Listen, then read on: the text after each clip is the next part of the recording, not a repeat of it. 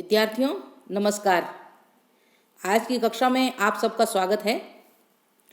आज द्वितीय वर्ष सेकंड ईयर के विद्यार्थियों के साथ में बातचीत करेंगे।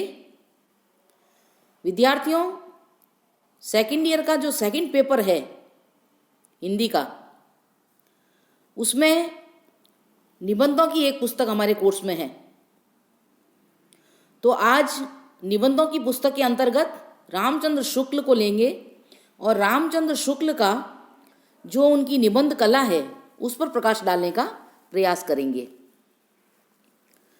तो निबंध जी की जो निबंध कला है वो किस प्रकार की है, निबंध जी का हिंदी साहित्य में क्या स्थान रहा, निबंधों के क्षेत्र में उनका क्या योगदान रहा, उस पर आज अपन चर्चा करेंगे।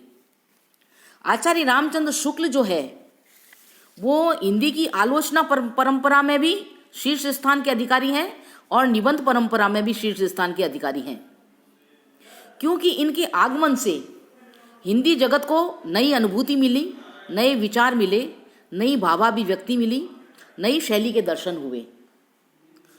इन्होंने हर प्रकार के निबंध लिखे हैं। विद्यार्थियों, इन्होंने मनोवैज्ञानिक भी, साहित्यिक भी और सैद्धांतिक सभी प्रकार के निबंध लिखने का प्रयास किया है। उनकी चिंतामणि में देखें तो ये सभी प्रकार हमारे सामने उजागर हो जाते हैं, चाहे तो मनोवैज्ञानिक हो या साहित्यिक हो या सैद्धांतिक हो, तीनों ही प्रकार के निबंध उनकी चिंतामणि के अंतर्गत हमें देखने को मिलते हैं। इनके चिंतन में भी मौलिकता है, विवेचन में गंभीरता है, विश्लेषण में सूक्ष्मता है और विचारों में प्रौढ़ता है।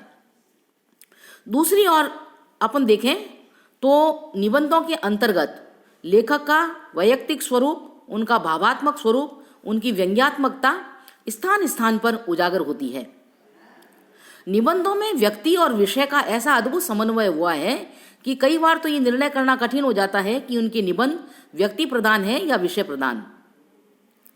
तो इनके निबंधों में जो मनोवैज्ञानिक निबंध हैं उनमें लोभ, प्रीति, ईर्ष्या, श्रद्धा और भक्ति, ये निबंध मनोवैज्ञानिक निबंध हैं। और सामाजिक, व्यवहारिक, साहित्यिक और मनोविश्लेषणात्मक, इनमें निबंधों में सूक्ष्मता स्थान स्थान पर देखने को मिलती है। एक साथ अपन देखें तो इनके निबंधों में मनोवैज्ञानिक चिंतन भी है, समाजशास्त्रीय अध्ययन भी है और साहित्यिक पृष्ठभूमि भी है, क्योंकि ये जीवन से अध्यापक रहे और मस्तिष्क से आलोचक रहे और हृदय से कवि रहे। तो ये तीनों ही बातें इनके निबंधों में सामने खुलकर आई है। अब इनको अपन देखें तो निबंधों में जो विशेषताएं हैं वो क्या है। सूत्रात्मक शैली, व्याख्यात्मक शैली और निष्कर्षात्मक शैली इनके निबंधों का सार है। इनके निबंधों में निजी विशिष्टता है, मौलिकता है, विचारात्मकता है और हास्य व्यंग्य है। ये पुट हमें हर निबंध के अंतर्गत देखने को मिल जाता है। तो शुक्ल जी की जो भाषा है वो अद्भुत है। एक तरफ संस्कृत निष्ठ है, तत्सम प्रधान है, तो दूसरी ओर परिष्कृत खड़ी बोली है। इसका मिला जुला रूप है।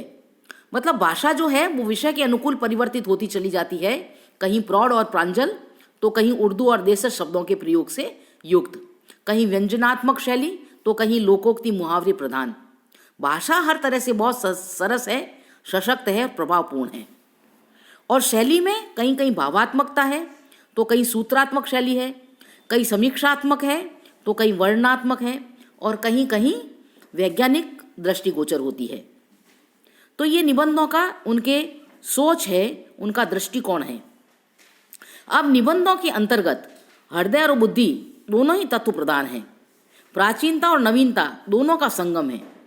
व्यक्तित्व और वैज्ञानिकता, वैज्ञानिक दृष्टिकोण दोनों का प्रभाव है। प्रौढ़ और प्रांजल भाषा शैली का ये अद्भुत समन्वय जो है वो शुक्ल जी के निबंधों में देखने को मिलता है। आरंभ से लेकर अंत तक निबंध आरंभ तो होता है समास शैली से और व्यास शैली पर जाकर समाप्त होता है। तो ये निबंधों की कुछ निजी विशेषताएं हैं शुक्ल जी की निबंध शैली की, जो हमने आज देखने का प्रयास किया। विद्यार्थियों, आज इतनी ही बात करेंगे, कल शुक्ल जी के श्रद्धा और भक्ति जो हमारे कोर्स में है उस निबंध को देखने का प्रयास करेंगे। आज इतना ही, धन्यवाद।